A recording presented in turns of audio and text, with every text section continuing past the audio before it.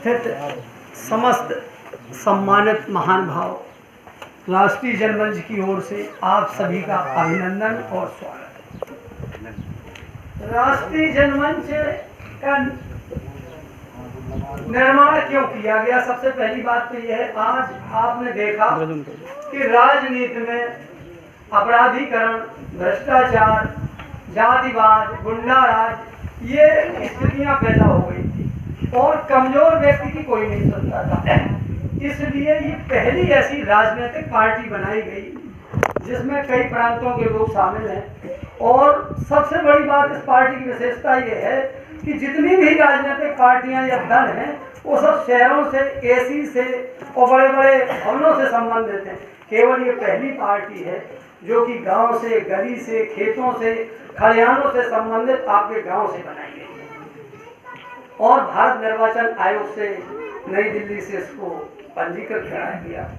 तो राष्ट्रीय जनमंच ने सबसे पहला ये नारा दिया है कि बेत्रवती के टीलों से जन जन की ललकार, बेत्रवती के टीलों से जन जन की ललकार, नहीं चलेगा गुंडाराज, जातिवाद, भ्रष्टाचार।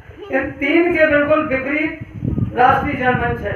न तो गुंडाई किसी पार्टी को होने दी जाएगी और न भ्रष्टाचार पार्टियों को करने दिया जाएगा और न जातिवाद फैलाने दिया जाएगा। अभी तक आप देखते होंगे उन्होंने एक जात के लोग नौकरी में आ गए, आप भले समूह में हैं लेकिन आपकी कोई सुनने वाला नहीं था। इसलिए आपके गांव से, आपकी गली से, आपके घर से ये राष्ट्रीय जनमंच आपके यहाँ जन्म लिया है। तो आप सब परिवार के रूप में उसको आगे बढ़ाएं। आगे बढ़ाने के लिए कोई वैसा परिश्रम नहीं करना, कहीं चर्चा हो रही है कि हाँ राष्ट्रीय जनमंच है, ये नीतियां हैं, अगर आपको अच्छी लगे तो इसके साथ हो जाए, नहीं लगे तो कोई बात नहीं। तो राष्ट्रीय जनमंच और राष्ट्रीय जनमंच के बोर्ड आप इस बोर्ड में देख रहे होंगे, सबसे पहले ये लिखा है तप, त्याग, सादगी, सदाचार। मतलब कहीं बदमाशी, चोरी, उठाईगिरी की बात इस जनमंच ने नहीं की है। जैसे राजनीतिक दल, आज राजनीतिक दलों का व्यापारीकरण हो गया है। एक व्यक्ति अगर आज विधायक या सांसद बनता है, 1 महीने 6 महीने वो अरबपति हो जाए, तो जीवन भर हल चलाते हो, नौकरी करते हो, मजदूरी करते हो और 2 जून की रोटी नहीं जुटा पाते। तो राष्ट्रीय जनमंच केवल ऐसे ही लोगों को बेनकाब करेगा, ऐसे लोगों को सत्ता से बेदखल करेगा और जन समर्थन अपने साथ जुटाएगा। कुछ लोगों को ये शंका होती है, जैसे आपके बीच में भी होंगे, एक सज्जन बोले भाई बड़ी बड़ी राजनीतिक पार्टियां हैं, बहुत बड़ी सत्ता है, तुम उनके साथ कैसे टकराओगे? तो हमने कहा भैया क्या टकराना है इनसे, ये सत्ता आप ये बताएं किस कारखाने में बनती है तो हम भी वहां चले जाएं। बोले कारखाने में नहीं बनती। हमने कहा कहाँ मिलती है? बोले ये सत्ता ऐसी जगह मिलती है, गाँव में, गलियों में, खेतों में, खलिहानों में, फुटपाथों में, झोपड़ियों में। अरे हमने कहा तब तो हमारे लिए बहुत आसान है, हम तो वहीं से आ रहे हैं, हम तो गाँव से आ रहे हैं, गली से आ रहे हैं, बिहार से आ रहे हैं। अगर वहीं से सत्ता मिलती है तो ये सारा जन समूह, भारत गांधी कहते थे भारतवर्ष का मूल आत्मा गांव में निवास करती है, लेकिन इन सत्ताशीलों ने गांव को इस प्रकार बेदखल किया। आज अपना गांव आप देख लें कि सारा गांव पलायन कर चुका है। क्यों? गांव की ओर किसी का। इसलिए राष्ट्रीय जनमंच गांव का, गलियों का, खेतों का, खलिहानों का, मजदूरों का, किसानों का, नौजवानों का, सबका विकास करेगा, सब पे समान रूप से उत्थान करेगा और गलत नीतियों वालों का ये राष्ट्रीय जनमंच विरोध करेगा। इसी के साथ हम आपका ज्यादा समय न लेकर के राष्ट्रीय जनमंच की नीतियां पढ़ रहे हैं और आप उनको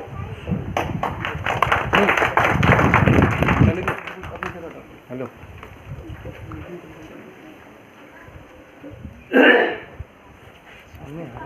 पहली बात तो यह है कि राष्ट्रीय जनमंच का ऐलान कथनी करनी एक समान, जो कहा जाएगा वही किया जाए। अभी क्या होता है, नेता आज कुछ कह गया वोट लेना और कल वो पलटा मार गया। तो अब आपको ऐसे लोगों का विरोध करना, इस पार्टी के माध्यम से विरोध करना, अन्याय अत्याचार हो रहा है, एकजुट होकर के चलना है। चाहे आपके कलेक्टर से कहना हो, कमिश्नर से कहना हो, गवर्नर से, मुख्यमंत्री से, मतलब किसी से भी कहना हो। और आप ये सौभाग्य है अपने गांव का कि राष्ट्रीय जनमंच का राष्ट्रीय अध्यक्ष आपके गांव का ही एक सेवक है। इसलिए और राष्ट्रीय जनमंच की नीतियां आपके सामने पढ़ेंगे। सभी प्रकार के भ्रष्टाचारों की जांच गांव के गलियारों से दिल्ली तक कराई जाएगी। अगर ये पार्टी सत्ता में आई तो भ्रष्टाचारियों की जांच अवश्य कराई जाएगी। दूसरा ये है योग्यता परीक्षा के आधार पर। एक ये होता है कि तमाम नौजवान बेकार तो हर जिले में जितना कर्मचारी उसी के अनुसार एक योग्यता परीक्षा कराई जाएगी।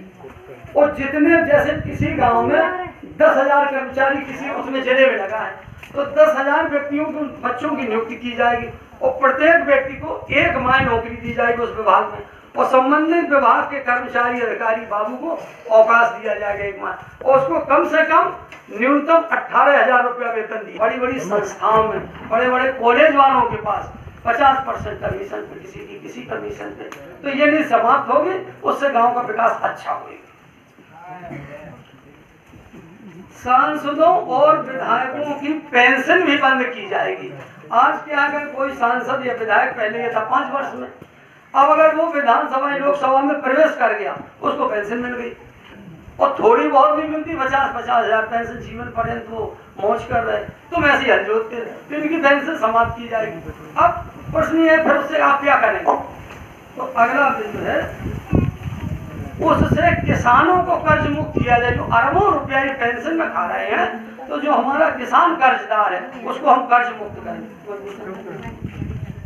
उससे कर्ज मुक्त किया जाएगा।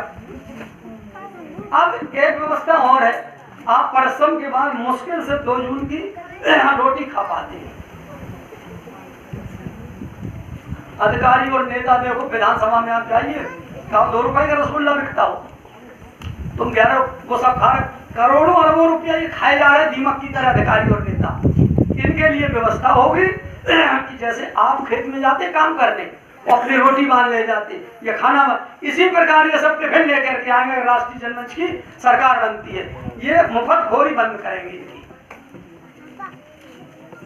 कृषि ऋण किसान को 2% ब्याज पर ऋण दिया जाएगा। अभी यह मनमानी बैंकें वसूलती हैं, 2% ब्याज पर किसान को ऋण दिलाया जाएगा और वर्ष में केवल वो ब्याज जमा करेगा, मूलधन उसके पास 2,000, 5,000, 1,000 जो वो जमा।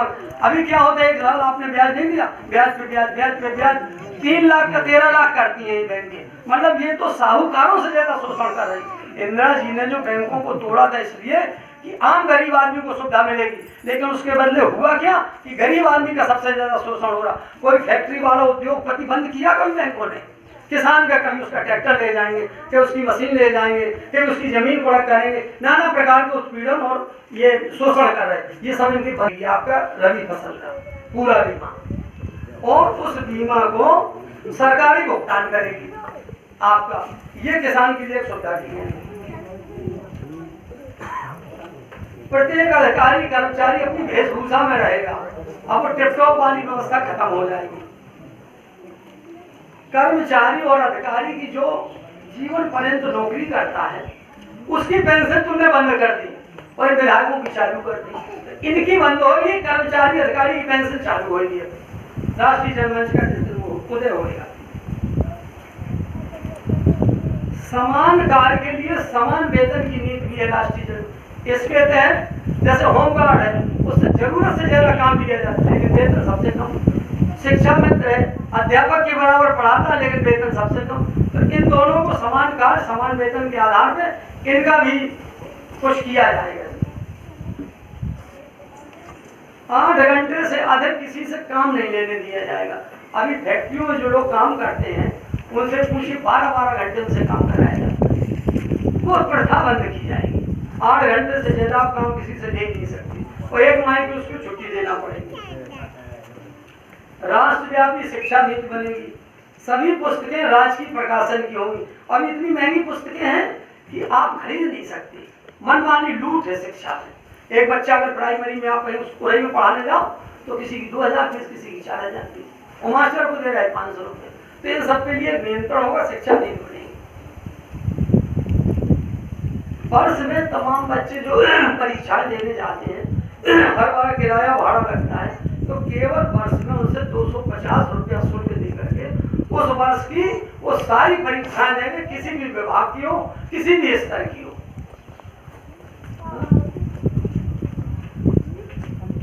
अच्छा, प्रतियोगी छात्रों की परीक्षा देने के लिए विद्यार्थी तो वैसे ही बेरोजगार है। अब उसको अगर तुमने भोपाल सेंटर डाल दिया और पैसा नहीं है, 4 बच्चे अगर तो उनके लिए ये व्यवस्था राष्ट्रीय जनमंच कर रहा है कि ऐसे विद्यार्थियों का प्रवेश पत्र ही रेल टिकट माना जाएगा और उसी प्रवेश पत्र में वो कहीं भी जाएंगे, अपनी परीक्षा देके वापस आ जाएंगे। और जो संस्थान परीक्षा कराते हैं उनमें भ्रष्टाचार बहुत है, उनकी भ्रष्टाचार की जांच हुआ करेगी। सभी राज्यों में सफाई कर्मी आपने सुने होंगे, देखे होंगे, तुम्हारे गांव से तो नहीं है। बड़ी बड़ी जातियों के लोग हो गए, वो सफाई नहीं करते। वो क्या करते, 200 रुपया 500 रुपया 2000 देके दूसरे से। तो सफाई कर्मचारी केवल स्वच्छता जात का वरीयता के आधार पर नियुक्त होगा, वो काम करेगा। ये नाला और गंदगी थोड़ी साफ करते हैं, ये तो फ्री का वेतन दे रहे हैं। आपके गाँव में बताओ कितनी नाली साफ करने कोई आता नहीं आती, ऐसे लोग हो ही गए हैं। अत्यधिक सरल करनीति बनेगी। सभी एक समस्या और सभी प्रकार के लाइसेंस नवीनीकरण प्रथा समाप्त होगी। लाइसेंस नवीनीकरण आप जानते, चाहे बंदूक का हो चाहे दुकान को, जिनके पास बंदूक है उनसे पूछो कितना पैसा नवीनीकरण लगता। कह देते हैं चांदमारी करने वहां जाओ, बहुतपुरा में लगा, कभी कह देंगे मगरौल में लगा। जगमोहनपुर का रहने वाला 100 किलोमीटर आए 100 किलोमीटर जाए, है एक टोपीदार बंदूक। तो ये प्रथा समाप्त होगी चांदमारी की। और ना लाइसेंस, आपको लाइसेंस दे दिया, अगर गलत है आप तो आपका निरस्त हो जाएगा। जैसे नवीनीकरण में भ्रष्टाचार, उन्हें दरोगा जी से रिपोर्ट लगाओ, वे कह रहे पैसे दो, तहसीलदार से रिपोर्ट हो, वे कह रहे पैसे दो। और हर जगह ये मचा हुआ है। चालमारी करने जाओ, पुलिस लाइन वाला आ रहा है, कह रहे ये भ्रष्टाचार है छोटे छोटे जो जिनसे पब्लिक त्रसित है, ये सारे के सारे बंद करना है। अच्छा, अब एक योजना है राष्ट्र रक्षा शहीद सम्मान है। देखो, सबसे मूल्यवान मनुष्य की जान होती है, इससे कीमती कोई चीज नहीं है। शायद किसी से कहते तो हम तुमको 10 लाख दे दे, अपने प्राण हमें दे दो या ना काट के दे दो, तो नहीं देगा। तो उसके लिए अभी क्या है, नेता आगू खाते हैं, और जो हमारे जवान सेना में शहीद हो रहे उस पर, या कुछ जैसे पुलिस वाले शहीद हो जाते हैं बदमाशों से, दंगों में, तो उनके लिए हमने व्यवस्था बनाई है कि उनको 1 करोड़ रुपया दिया जाएगा। ऐसा अगर व्यक्ति कोई शहीद होता है 10 लाख 5 लाख नहीं। इसी प्रकार की नीति है कि जैसे कहीं कहीं गुंडाई ज्यादा बढ़ गई, अगर अपराधी से मुठभेड़ में आम नागरिक मारा जाता है तो उसको भी 1 करोड़ रुपया और एक व्यक्ति को नौकरी दिलाई जाएगी। ये व्यवस्था है राष्ट्रीय जनमंच। अब इसी क्रम में देश सुरक्षा से संबंधित आज आप रोजाना देख रहे कि दलाली हो रही, तो देश सुरक्षा से संबंधित ये प्राइवेट को दे देते कि तुम खरीद के हमें दो, वो दलाली खाएगा। कपड़ा बनवाना है फौज के, तो दलाली हो रही है। अस्त्र शस्त्र खरीद में दलाली हो रही। उस सबको कम करने के लिए राष्ट्रीय जनमंच का ये ऐलान है कि सब कुछ सरकारी माध्यम से होगा। अच्छा, अब एक चीज और है यहाँ, इसके बाद हम कुछ नीतियाँ और पढ़ लें, फिर इसके बाद 2 मिनट का और समय लेंगे आपका। एक तो पूर्णतः नशाबंदी लागू होगी अगर राष्ट्रीय जनमंच आता है। गांव में हमारे आपके बच्चे बिगड़ रहे, तो ये लोभ में सरकार ऐसा कर रही, जबकि इसके पहले एक सरकार आई तो उसने नशाबंदी लागू की। अब ये लोग में कृषि एवं उद्योगों को एक दूसरे का पूरक बनाया जाएगा। ग्रामीण विकास कर और ग्रामीण क्षेत्र का पलायन रोका जाएगा। अभी गांव से जो लोग भाग रहे हैं हमारे नौजवान, राजनीति में जो व्यवसायीकरण हो गया उसको समाप्त कराया जाएगा। सामाजिक, आर्थिक, राजनीतिक एवं प्राकृतिक प्रदूषण को दूर कर शुद्ध वातावरण तैयार किया जाएगा। राष्ट्रीय जनमंच लाया है पैगाम, मिले सुरक्षा, शिक्षा और चिकित्सा एक समान। अनुपयोगी विभाग समाप्त होंगे। पुलिस थानों चौकियों की संख्या कम की जाएगी। एक सज्जन बोले भाई थाने चौकियों की संख्या कम करने से अपराध बढ़ेंगे। हमने कैसे बढ़ेंगे? हमने कहा हम पुलिस बल बढ़ाएगा राष्ट्रीय जनमंच। और चौकी थानों से क्या हो रहा है, एक छोटा सा उदाहरण बता के अपनी बात को जल्दी विराम दे रहे हैं। एक राज्य में दूध आया करता था रात दरबार में, तो क्या हो, एक इंस्पेक्टर था जो दूध की चेकिंग करता था। एक दिन राजा साहब किसी प्रकार उसमें पहुंच गए, बोले कि भाई दूध पतला है, तो मंत्रियों का काम ही सलाह देना। मंत्री जी बोले साहब एक इंस्पेक्टर और नियुक्त कर, एक कम काम कर पा रहा इसलिए मिलावट हो रही है। उन्हें एक मंत्री और नियुक्त कर दिया। एक इंस्पेक्टर। अब दूध और पतला हो गया। एक दिन राजा साहब ने कहा कि यार 2 इंस्पेक्टर हो गए, दूध और पतला हो गया। खुदा ना खास्ता एक दिन रानी साहब का भाई आ गया। रानी साहब ने कहा हमारे भैया को नौकरी चाहिए। उन्होंने कहा भाई हमारे यहाँ तो गिने चुने पद हैं, चोरी बदमाशी होती है, नौकरी कहाँ से? मंत्री जी से कहा। मंत्री जी बोले कि यार ऐसा है राजा साहब, ऐसा है कि आप कह रहे थे दूध और पतला है, तो कौन जगह है इन्हें भी इंस्पेक्टर बना दो। तो रानी साहब के भाई को एक इंस्पेक्टर बना दिया गया। अब एक कुछ दिन चलती रही। एक दिन राजा साहब ने फिर देखा यार दूध और पतला हो गया, 3 इंस्पेक्टर है। तो मंत्री कुछ कहता है, इससे पहले बोले कुछ नहीं, सभी ग्वाले बुलाए जाए जो दूध सप्लाई करते। ग्वाले बुलाए गए। उन्हें क्यों भाई दूध तो और पतला हो गया? बोले महाराज एक इंस्पेक्टर की कमी है, अगर एक और नियुक्त कर दो तो जेल सफेदी गायब हो जाए। तो ये है इंस्पेक्टर राज, ये पुलिस के थाने पढ़ानों में भ्रष्टाचार है।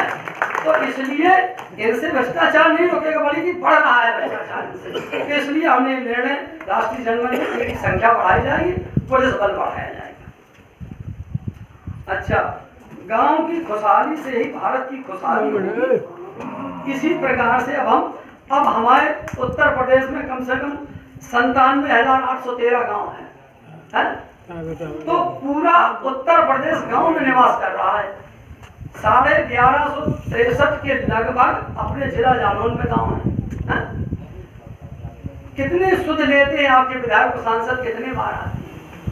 वोट लेंगे तब तो आपको ईश्वर के समान देंगे। इसके बाद तो अब अंत में एक बात और कहेंगे, अमन बेच देंगे, चमन बेच देंगे, गगन बेच देंगे, धरा बेच देंगे, और राष्ट्रीय जनमंच के सिपाही अगर तुम लोग सो गए तो ये सदन के पुजारी वतन बेच देंगे, वतन बेच देंगे। और इसके साथ एक अपील आप सभी लोगों से है, और जहाँ जहाँ तक ये सूचना जाएगी उनसे, और इसके बाद अपनी बात बिल्कुल समाप्त करेंगे। अन्य हमारे बहुत विद्वान अन्य लोग बैठे हुए हैं, वे अपनी बात कहेंगे आगे। इस समय कुछ ऐसा प्रोग्राम चल रहा है कि अभी उत्तर प्रदेश में लगभग 12 विधानसभाओं में उपचुनाव होना है। तो राष्ट्रीय जनमंच चाहता है तो उसमें अपने विधायक प्रत्याशी खड़े किए जाएं। शायद ऐसा कहीं कोई आपको मिले, ऐसा व्यक्ति, अच्छा व्यक्ति किसी जिले में किसी विधानसभा में खड़े होने का इच्छुक हो, तो ये हम नाम बता रहे हैं, तो उसके विषय में आप चर्चा करें और उससे बात करें कि तो हमारी पार्टी, हमारे गांव की, हमारी घर की है, आप इससे खड़े होइए। इसके सिद्धांत लखनऊ कैंट, फिरोजाबाद में टूंडला सुरक्षित है, ये अनुसूचित जाति के लिए सीट है। कानपुर में गोविंदनगर खाली हो गई है, प्रतापगढ़ सदर खुद खाली हो गया, कैराना में गंगोई खाली हो गई, चित्रकूट में मानिकपुर खाली है, बाराबंकी में जैतपुर सुरक्षित खाली हो गई है, बहराइच में बलहा सुरक्षित खाली है, अलीगढ़ में इगलास खाली है, रामपुर सदर खाली हो गई है, वो आजम खाली सीट, अम्बेडकर नगर में जलालपुर खाली है, हमीरपुर विधानसभा भी खाली हो गई है वो सीट। तो इन विधानसभाओं के चुनाव होना है। अगर कहीं आपको प्रत्याशी अच्छे समझ में आए या जिला अध्यक्ष किसी जिले में, अपने जिले में अच्छे समझ में आए, तो उन लोग निष्ठावान लोगों के आप नाम भेजें, उनकी नियुक्ति करें और राष्ट्रीय जनमंच को पूरी तरह सहयोग करें। ये आपका मंच है, आपका दल है। इसी के साथ जय भारत, जय राष्ट्रीय।